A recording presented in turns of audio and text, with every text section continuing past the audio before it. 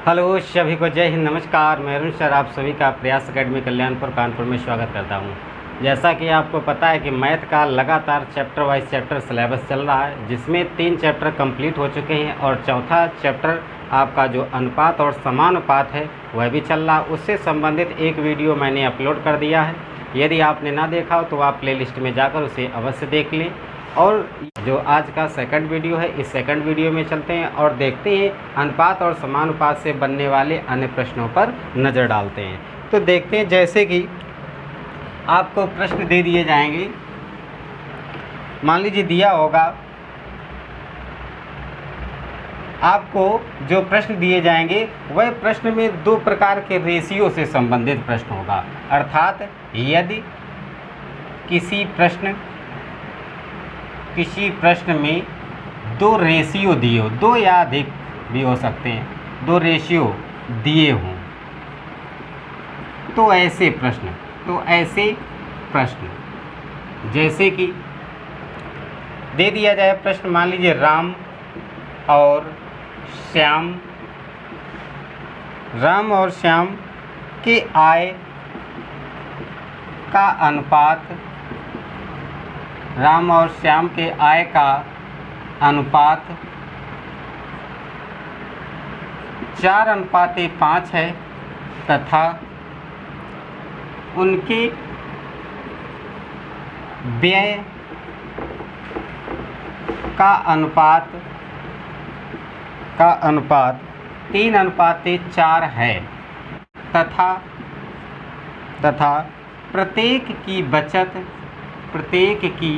बचत 500 रुपये है, तो राम और श्याम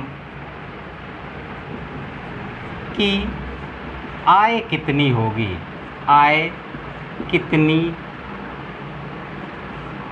होगी, इस प्रकार का प्रश्न दे रखा होगा और आपको लगाना होगा। तो यहाँ पे अनुपात से संबंधित यह प्रश्न है और आयु से संबंधित भी दे दिए जाते हैं कि आयु दे रखी होती है इस प्रकार से। तो देखते हैं, राम और श्याम के आय का जो अनुपात है वह 4:5 है तथा उनके जो व्यय का अनुपात है वह 3:4 है। तो प्रत्येक की जो बचत दे रखी है, यानी इन दोनों की जो बचत है राम और श्याम की, वह 500 रुपये है जो मासिक बचत करते हैं। तो राम और श्याम की आय, या कह दिया जाएगा यहीं पे मासिक हो सकता है, मासिक आय कितनी होगी, अर्थात वह मासिक आय में कितना कमाते हैं। तो ऐसे प्रश्नों को, अनुपात वाले प्रश्नों को लगाने के लिए यदि आप बेसिक तरीके से लगाएंगे, फार्मूले से लगाएंगे, तो फिर मान करके लगाएंगे कि माना x होगी, y होगी, तो इस प्रकार से मानेंगे तो वह बहुत लेंथी चला जाएगा। या फिर इक्वेशन समीकरण के आधार पर लगाएंगे तो भी आपका प्रश्न जो होगा वह बहुत लंबा हो जाएगा। तो प्रश्न लंबा ना हो, बहुत कम समय में आपको उत्तर कैसे प्राप्त करें, तो प्राप्त करने के लिए इस प्रकार के प्रश्नों में क्या करें कि आप आय और व्यय आप लिख लीजिएगा। आय का अनुपात कितना है, 4:5 है और व्यय का अनुपात कितना है, तो 3:4 है। अब क्या करना है, आपको पता है कि आय का मतलब जो कमाई गई रकम है और व्यय का मतलब खर्च की गई रकम है। तो यहाँ पे आप ये कमाई है और ये खर्चा है, यानी खर्च किया गया है। आपको पता है यदि आपने 100 रुपये कमाए हों और 50 रुपये खर्च कर दिए हों तो कितने रुपए बचेंगे, 50 रुपये बचेंगे, यानी 100 से 50 माइनस कर देंगे। यदि 100 रुपये कमाए, 25 रुपये आपने खर्च किए, तो 100 से माइनस कर देंगे 25, तो 75 निकल आएगा। बस यहाँ पे भी वही करना रहेगा, यह उसने कमाया है और यह उसने खर्चा किया है। तो बचत के लिए क्या करेंगे, माइनस कर लेंगे, बचत के लिए माइनस कर लेंगे। लेकिन बचत करते समय इस प्रकार के अनुपात से संबंधित जो प्रश्न लगाएंगे उसमें माइनस करते समय एक चीज़ का ध्यान रखना होगा आपको, ये जो 2 अनुपात हैं, इन दोनों के अनुपात के जो बीच का अंतर है वह समान होना चाहिए। कैसा होना चाहिए, समान होना चाहिए, तब तो आप माइनस करके बचत निकाल लेंगे। अगर समान नहीं है तो फिर पहले रेशियो को समान करना पड़ेगा, उसके बाद में लगाया जाएगा। तो देख रहे हैं यहाँ पे ये 4:5 है, 3:4 है। 5 और 4 के बीच का अंतर कितना, 1 का अंतर है। 4 और 3 के बीच का अंतर कितना, 1 का अंतर। दोनों में अंतर कैसा है, 1 का अंतर, यानी अंतर समान है। अंतर समान है तो अब इनको हम माइनस कर लेंगे। 4 से 3 जाएगा तो कितना रहेगा, 1। अनुपात में 5 से 4 जाएगा कितना 1। दोनों का अनुपात जो भी आएगा वह जो भी अनुपात होगा यहाँ पे 1:1 आ रहा। और आपको पता है कि प्रत्येक की खर्च कितना, बचत कितनी है, तो यहाँ पे बचत का अनुपात आपका 1:1 प्राप्त हो गया। अब आप देखते हैं बचत कितनी है प्रत्येक की, तो 500 रुपये, यानी 1 बराबर आपका 500 रुपये है। तो इसकी जो आय होगी वह आय कहाँ पे है, ये तो आय होगी उसमें मल्टीप्लाई कर देंगे तो 1 बराबर 500 रुपये बचत करता है। तो 4 बराबर 4 पंचे 4 गुणे 500 यानी 4 पंचे 20 यानी 2000 रुपये इसकी जो आय रहेगी वह कितनी रहेगी, तो 2000 रुपये आंसर हो जाएगा। यह किसकी, राम की आय हो गई। श्याम की निकालनी है तो 1 बराबर इसके लिए भी कितना है, क्योंकि दोनों प्रत्येक की बचत कैसी समान है, तो 1 बराबर 500 है। तो 5 बराबर, तो 5 गुणे 500 आपका आ जाएगा 2500। तो 2500 रुपये ये किसके आ जाएंगे, तो ये आ जाएंगे आपके श्याम के। तो श्याम की जो आय है वह कितनी है 2500 रुपये और राम की जो आय है वह कितनी है 2000 रुपये। इस प्रकार से आप आसानी से प्रश्नों के उत्तर प्राप्त कर लेंगे। उम्मीद है आप सभी को समझ में आ गया होगा। अब मैंने बताया ये तो रेशियो, जब दोनों रेशियो के मध्य का जब अंतर समान होगा तब तुरंत ऐसा ही सीधा लग जाएगा। लेकिन यदि इनके अनुपातों का अंतर बराबर नहीं है तब क्या करेंगे, तो सबसे पहला काम रहेगा आप इनके अनुपातों को, जो अनुपातों का जो अंतर है उस अंतर को बराबर कर लें। अब अंतर बराबर कैसे किया जाता है तो उसके बारे में चर्चा करते हैं। तो देखते हैं अनुपात बराबर कैसे करें। अनुपात बराबर करना, अनुपात बराबर करना, तो देखते हैं, इसको इरेज किए देते हैं। तो अनुपात बराबर करना है, जैसे मान लीजिए A अनुपाते B के मध्य में जो अनुपात है इसका है 3:1 और दूसरा एक अनुपात दिया गया 2:1। अब इन अनुपातों के बीच का अंतर देखते हैं, पहला अनुपात दूसरा अनुपात, इन दोनों अनुपातों के बीच का अंतर देखते हैं। इसके बीच में 1 से 1 जाएगा कितना 0, यानी अंतर कुछ भी नहीं है। और 2 और 3 के मध्य के बीच का अंतर देखते हैं तो कितने का 1 का। तो यहाँ पे आप देख रहे हैं अनुपात इनके बीच में कैसा समान नहीं है, समान नहीं है तो इसी को समान कर लेंगे। समान करने के लिए क्या करेंगे तो देखते हैं, समान करने के लिए ऊपर अनुपात में जितने का अंतर हो, 3 से 1 जाएगा कितने का अंतर 2 का, और नीचे देखते हैं 2 से 1 जाएगा कितने का अंतर 1 का। तो जितने का अंतर नीचे वाले अनुपात में होगा उसका गुणा कर दिया जाएगा पहले वाले अनुपात में, और जितना पहले ऊपरी जो अनुपात होगा उसमें जो अंतर होगा उसका जो गुणा है वह नीचे वाले में कर दिया जाएगा। तो 2 का गुणा इसमें कर देंगे, तो 2 का गुणा इसमें किया जाएगा 1 का ऊपर गुणा करेंगे तो A अनुपाते B में देखेंगे 1 का गुणा जब ऊपर करेंगे तो यही आ जाएगा 3:1। उसके बाद में 2 का गुणा इसमें करेंगे तो आपका आ जाएगा 2 दूनी 4 अनुपाते 2 एकम 2। अब इनके मध्य में देखिएगा अनुपात बराबर है कि नहीं है, ये सभी, तो 3 और 4 के मध्य का कितने का अंतर 1 का, 2 और 1 के बीच का कितने का अंतर 1 का, दोनों में अंतर कैसा हो गया समान हो गया। तो इस प्रकार से आपने देखा कि रेशियो में यदि अंतर समान ना हो तो उसे समान कर लेते हैं, उसके बाद में प्रश्नों को लगाएंगे। उम्मीद है आपको यह भी समझ में आ गया होगा। अब चलते हैं नेक्स्ट प्रश्न पर।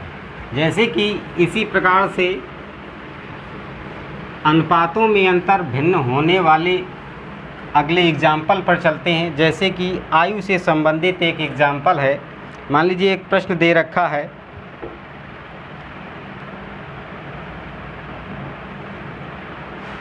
राम और श्याम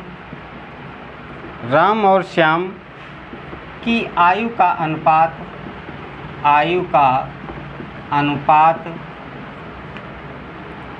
4:1 है तथा 10 वर्ष बाद उनकी आयु का अनुपात 2:1 है। तो राम व श्याम की आयु क्या होगी, क्या होगी। इस प्रकार के प्रश्न आपको दे दिए जाएंगे। तो आपने देखा राम और श्याम की आयु का अनुपात 4:3 है, 4:1 है, तथा 10 वर्ष बाद उनकी आयु का जो अनुपात है वह 2:1 हो जाता है।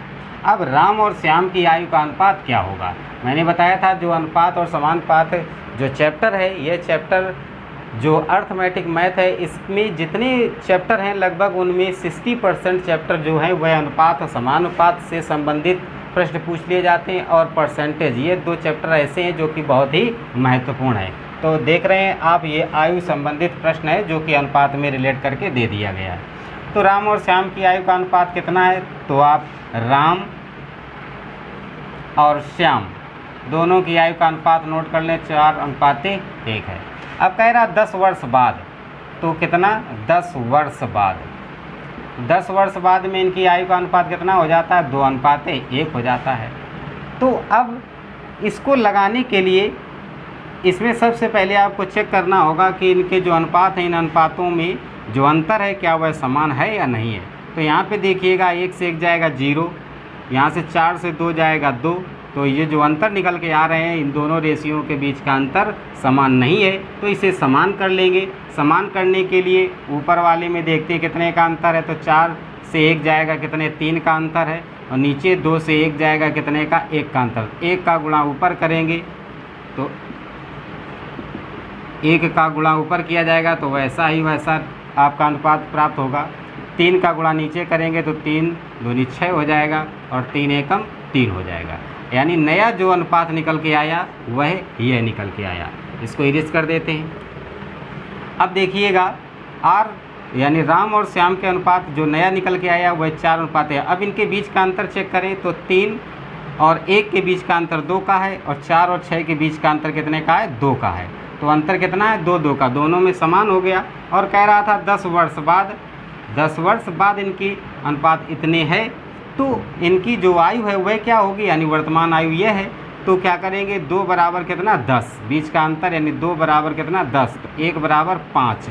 अब वर्तमान आयु ये दे रखी है और 10 वर्ष बाद इतनी होगी, तो वर्तमान ये है, तो 5 यानी राम की निकालेंगे तो 5 गुणे 4 कर देंगे, 5 चौकी 20 वर्ष। जो राम की आयु निकल के आएगी वह आपकी 20 वर्ष निकल के आएगी। 5 और श्याम गुणे की करनी है तो 5 एकम 5, जो श्याम की आयु निकल के आएगी वह 5 वर्ष निकल के आएगी। इन दोनों के आंसर प्राप्त हो गए। उम्मीद है आप सभी को समझ में आ गया होगा। इसी प्रकार आयु या जो भी अन्य प्रश्न बनेंगे उन सभी प्रश्नों को आप आसानी से हल कर पाएंगे, जो कि इन सभी प्रश्नों की जो प्रैक्टिस सेट एक लेकर के आएंगे उसमें सभी परीक्षाओं में आने वाले प्रश्नों को और संभावित सभी प्रश्नों को वहाँ पे आपको मिलेंगे। जो प्रैक्टिस सेट सॉल्व करवाएंगे तो उसमें सभी प्रश्नों को शामिल करेंगे। तो आइए चलते हैं नेक्स्ट प्रश्न पर।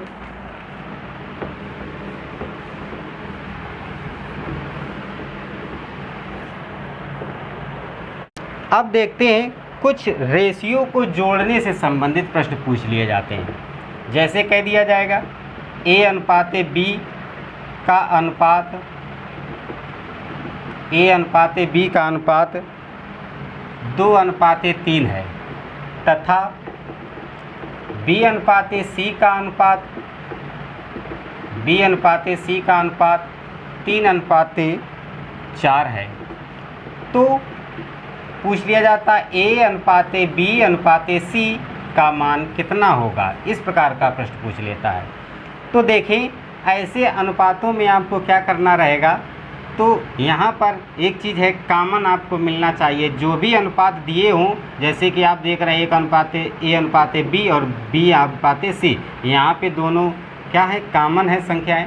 तो यहाँ पे कॉमन है और जो अनुपात दिए हों उनमें भी यदि कॉमन होंगे तो इनको क्या करेंगे, सीधा सीधा जोड़ लेंगे। क्या जोड़ लेंगे, ये कॉमन को एक बार ले लेंगे, यानी 2:3, ये कॉमन एक बार लिया जाएगा, अनुपात 4। यही आपका उत्तर प्राप्त हो जाएगा।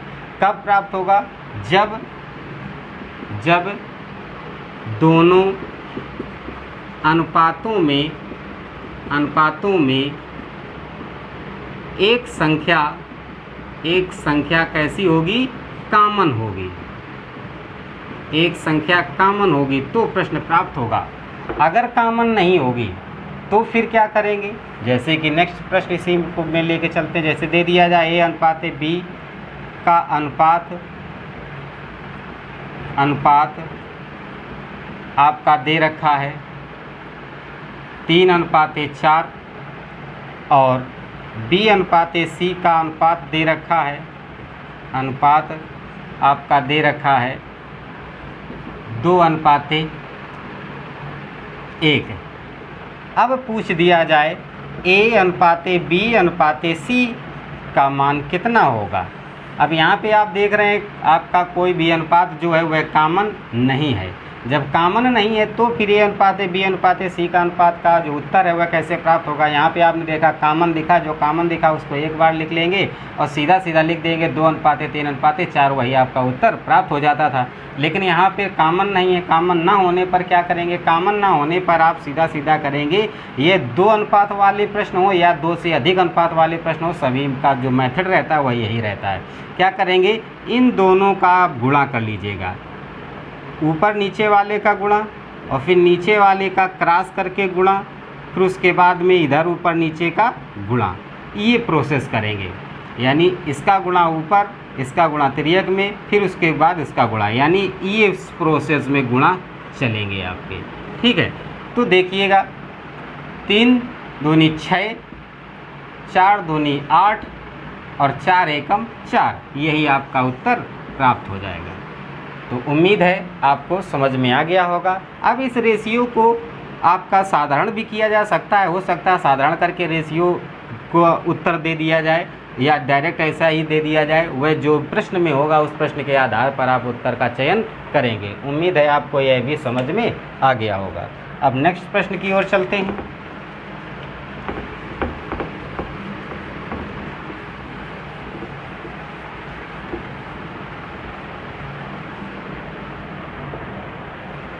इसी से संबंधित एक और एग्जाम्पल देखते हैं। जैसे दे दिया जाए ए अनुपात बी बराबर दे रखा है 2:1 और बी अनुपात सी बराबर दे रखा है 2:3 और सी अनुपात डी बराबर दे रखा है आपका 1:4 और पूछ दिया जाए ए अनुपात बी अनुपात सी अनुपात डी का क्या उत्तर होगा।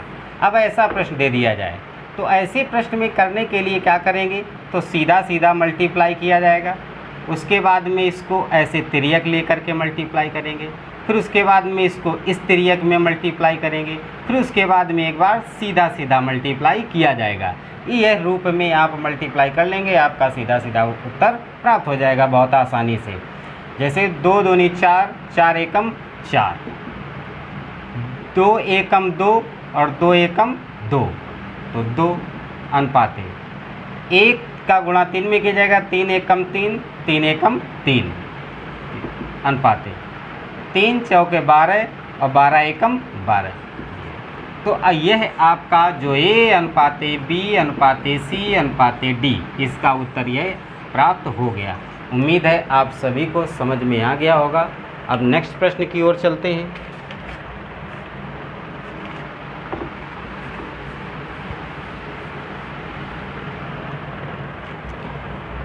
नेक्स्ट प्रश्न दे रखा होगा, जैसे कह दिया जाएगा 2a बराबर 3b बराबर 4c और फिर पूछ लिया जाएगा a अनुपात b अनुपात c की वैल्यू क्या होगी। इस प्रकार से भी कई प्रकार के प्रश्न पूछ लिए जाते हैं परीक्षाओं में, जो अधिकांश पूछे जा रहे हैं। तो 2a बराबर 3b बराबर 4c, इसके लिए कैसे निकाल लेंगे a अनुपात b अनुपात c की वैल्यू। तो इसके लिए आप सीधा सीधा ऐसा बिल्कुल ना करें। कुछ लोग क्या करेंगे, क्योंकि प्रश्न में उत्तर दे रखे होंगे क्या 2:3:4, यह भी प्रश्न में उत्तर दे रखा होगा, जो कि गलत है, या इसको पलट करके भी दे दिया गया होगा 4:3:2, इस रूप में भी उत्तर एक होगा आपका, तो यह भी आपका गलत होगा। इसका जो सही तरीका है वह क्या है, तो वह सही तरीका ए अनुपात बी अनुपात सी का निकालने का है। जो भी संख्या दी गई है इनको बटे में लिख लीजिए, यानी 1/2 कामा 1/3 कामा 1/4, इन सभी का क्या कर लीजिएगा, एलसीएम ले लीजिएगा। एलसीएम ले लेंगे तो 4 आपका 12 आ जाएगा, 12 आ जाएगा। इसको बैलेंस करेंगे तो आपका करेंगे 2 छंग 12, 3 चौके 12, 4 12। तो आपने देखा कि कितना आ गया, ये जो आएगा यही आपका रेशियो प्राप्त हो जाएगा, यानी 6:4:3। ये जो आएगा ये A/B/C का यही उत्तर प्राप्त हो जाएगा। उम्मीद है आपको समझ में आ गया होगा। अर्थात यहाँ से ये पता चला है कि आपको इनके क्या करना है, एलसीएम निकालना है। तो इतना सब ना करें, इतना सब करने की आवश्यकता नहीं है। इसको क्या करें, इसको सीधा सीधा आप इस रूप में ना लिख करके डायरेक्ट जो प्रश्न दे रखा हो उस प्रश्न में ही सीधे एलसीएम ले लें। क्या करें, इन तीनों का एलसीएम डायरेक्ट ले लें। तो 4 12 ले लें एलसीएम, एलसीएम आप सीधा सीधा ले लें। एलसीएम लेने के बाद में 2 छंग 12, 3 चौके 12, 4 12, बस A/B/C डायरेक्ट आप इस प्रकार से बहुत कम समय में आसानी से इसका उत्तर प्राप्त कर सकते हैं। उम्मीद है आप सभी को समझ में आ रहा होगा। नेक्स्ट प्रश्न की ओर चलते हैं। यहाँ पर इसी प्रकार मैथ का chapter wise chapter, topic by topic आपका लगातार सिलेबस चल रहा है। अन्य सब्जेक्टों के भी सिलेबस चल रहे हैं। यदि आप अच्छी तैयारी करना चाहते हैं तो आप हमारे चैनल से जुड़े रहें, क्योंकि हम आपको सफलता तक पहुंचाने का एक प्रण ले चुके हैं कि आपकी ज़्यादा से ज़्यादा मदद कर सकें और आप अपने सफलता बिंदु तक आसानी से पहुंच सकें। अब चलते हैं नेक्स्ट प्रश्न। तो नेक्स्ट प्रश्न है, जैसे दे दिया जाएगा, यदि A/B/C का अनुपात या कि आय का अनुपात 3:5:8 है, तो प्रश्न किस प्रकार पूछे जाएंगे, ध्यान से देखें। पहला प्रश्न पूछा जा सकता है कि B व C को मिलकर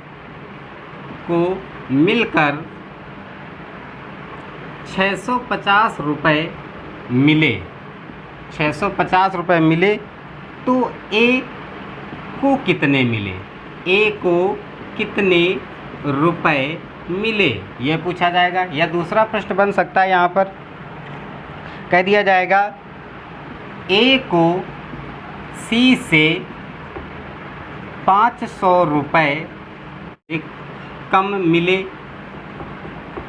अधिक भी कहा जा सकता है या कम भी, कुछ भी कहा जा सकता है। वहाँ पर कम मिले तो तीनों की कुल आय कितनी होगी, यानी तीनों की कुल आय कितनी होगी। या फिर तीसरा प्रश्न पूछा जा सकता है, यदि कुल आय 1440 रुपये है तो C को B से कितने रुपए अधिक मिले, कितने रुपए अधिक मिले। यह पूछा जा सकता है, कम मिले, कुछ भी पूछा जा सकता है। चौथा एक और प्रश्न बनेगा, सभी लोग फटाफट लगाते रहिएगा, कोशिश करिएगा, हो सकता है आप सॉल्व कर लें। कह दे यदि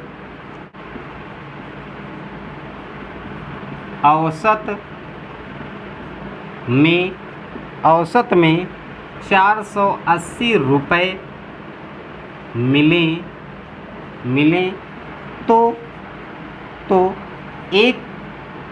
ए को कितने मिलेंगे, या पूछा जा सकता है बी को कितने मिलेंगे, या पूछा जा सकता है सी को कितने मिलेंगे। इस प्रकार से आपके मुख्य रूप से 4 प्रश्न बनेंगे। तो जिस प्रकार प्रश्न बनेगा उसी के आधार पर आप कार्य करेंगे। आइए चलते हैं, देखते हैं किस प्रकार से लगाएंगे इसको। तो जैसे कि फर्स्ट प्रश्न है, बी व सी को सबसे पहले A/B/C का अनुपात जो है वह नोट कर लेते हैं, 3:5:8। अब क्योंकि इसी पर आपको मेन फोकस करना है। कह रहा बी व सी को मिलकर 650 रुपये मिले। किसको किसको, बी और सी को मिलकर कितने मिले, 650 रुपये। तो बी व सी को मिलकर कितना 650 रुपये मिले। तो यहाँ पे B की वैल्यू कितनी है, C की वैल्यू, B की वैल्यू है कितनी 5 अनुपात में, C की वैल्यू कितनी है 8 बराबर कितना 650, 8 5 13, 13 बराबर कितना 650, तो 1 बराबर कितना 13 5 65 50, 1 बराबर 50। तो क्या कह रहा है A को कितने रुपए मिले, तो A बराबर कितना है 3, तो 5 यानी A को निकालना है, कितना रेशियो है 3 है, 3 गुणे 1 बराबर 50 है, तो 5 50, 5 3 15, 150 रुपये मिलेंगे। उम्मीद है समझ में आ गया होगा।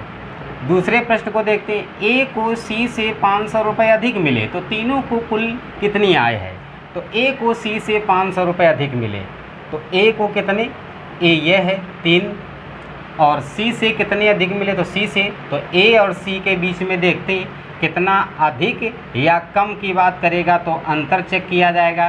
तो 3 और 8 के बीच का अंतर, क्योंकि A और C के मध्य की बात की जाए, 3 और 8 के बीच का अंतर कितना है 5 का है, कितना 5।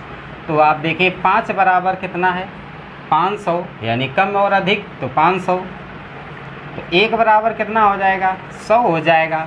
अब क्या कह रहा है तीनों की कुल आय कितनी, यानी इन तीनों का कुल आय जो है वह कितनी, तो तीनों को जोड़ लिया जाएगा। तो 3 + 5 + 8, तो आप जोड़ेंगे 8 5 13 3 16, तो 16 और गुणे कर लेंगे क्या 100, तो 16 और गुणा 100 करेंगे तो आ जाएगा कितना 1600। तीनों की जो आय होगी वह कितनी निकल के आएगी, तो वह आपकी 1600 रुपये निकल के आएगी। उम्मीद है आपको यह भी समझ में आ गया होगा। अब तीसरे प्रश्न की ओर चलते हैं, इसको इरेज कर लेते हैं। तीसरे प्रश्न की ओर चलते हैं। तीसरे प्रश्न में क्या कह रहा है, यदि कुल आय 1440 रुपये है तो C की वैल्यू, C को B से कितने अधिक रुपए मिले। ध्यान दीजिएगा, अधिक या कम की बात करेगा तो घटाना रहता है। यदि कुल आय यानी इन तीनों की कुल आय कितना है 1440, यानी तीनों का यानी 3 + 5 + 8 टोटल का कितना है 1440। तो इसको सॉल्व कर लीजिएगा, तो 8 5 13 इसका देखा था 16, 16 बराबर कितना 1440, इसमें x लगा लीजिएगा, तो 16 या तो x बराबर निकाल लेंगे या 1 बराबर कुछ भी कर लीजिएगा, तो 1440 बटे 16, 16 करेंगे तो आपका आ जाएगा 90 आ जाएगा, यानी 1 बराबर कितना आ जाएगा 90। तो कह रहा C को B से कितने अधिक मिले, C को B से कितने अधिक मिले, तो C और B के बीच में कितने का अंतर है, तो ये 8 है, ये 5 है, 8 और 5 के बीच का अंतर कितने का 3 का है। तो इसी को गुणा कर दिया जाएगा, 9 त्रिक 27, यानी कितने अधिक मिलेंगे C को, तो B से 270 रुपये अधिक मिलेंगे। उम्मीद है आपको यह भी समझ में आ गया होगा। अब नेक्स्ट प्रश्न की ओर चलते हैं, इसको इरेज कर देते हैं। नेक्स्ट प्रश्न है, यदि सभी को औसत में 480 रुपये मिलते हैं, सभी को औसत में, तो औसत एवरेज जो है वो देखिएगा, तो सभी को औसत में यानी 3 + 5 + 8 सभी को जोड़ लेंगे और औसत निकालना, तो कितने कैंडिडेट है, तो 1 2 3 3 है, तो 3 का इसमें डिवाइड कर दिया जाएगा, तो औसत बराबर कितना है 480 रुपये। अब 16/3 बराबर 480।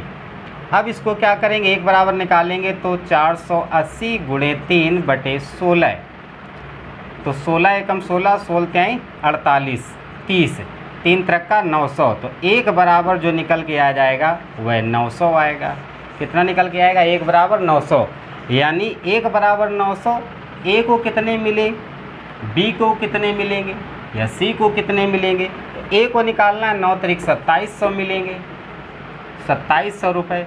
B को निकालना है तो 9 अपना 4500 मिलेंगे।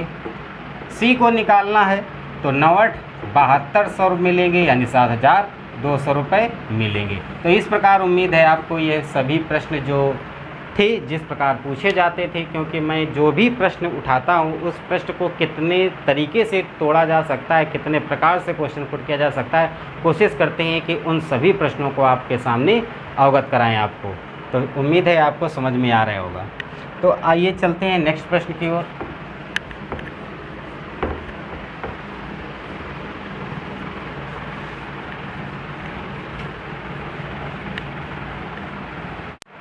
अब चलते हैं नेक्स्ट प्रश्न की ओर। नेक्स्ट प्रश्न आपका सिक्के से संबंधित है। सिक्के से संबंधित प्रश्न पूछ लिए जाते हैं, तो वो देखते हैं किस प्रकार से। जैसे कि सिक्के संबंधित प्रश्न है, जैसे दिया जाएगा आपको प्रश्न जो पूछा जाएगा उसमें कीमत का रेशियो दिया होगा और प्लस आपको कुल संख्या दे रखी होगी, यानी सिक्कों की कुल संख्या दे रखी होगी या कीमत की कुल संख्या दे रखी होगी। क्या दे रखी होगी? कीमत की कुल संख्या। इसमें दो प्रकार से प्रश्न बनते हैं। तो सिक्कों की कुल संख्या दे रखी होगी, आपको कीमत का रेशियो दे रखा होगा प्लस सिक्कों की कुल संख्या दे रखी होगी, तो उसके आधार पर प्रश्न बनता है। उस प्रश्न को देखते हैं किस प्रकार से बनता है। आइए चलते हैं प्रश्न पर। जैसे कह दिया जाएगा एक थैले में 1 रुपये 50 पैसे 25 पैसे तथा 20 पैसे के कीमतों का अनुपात 4:3:2:1 है तथा सिक्कों की कुल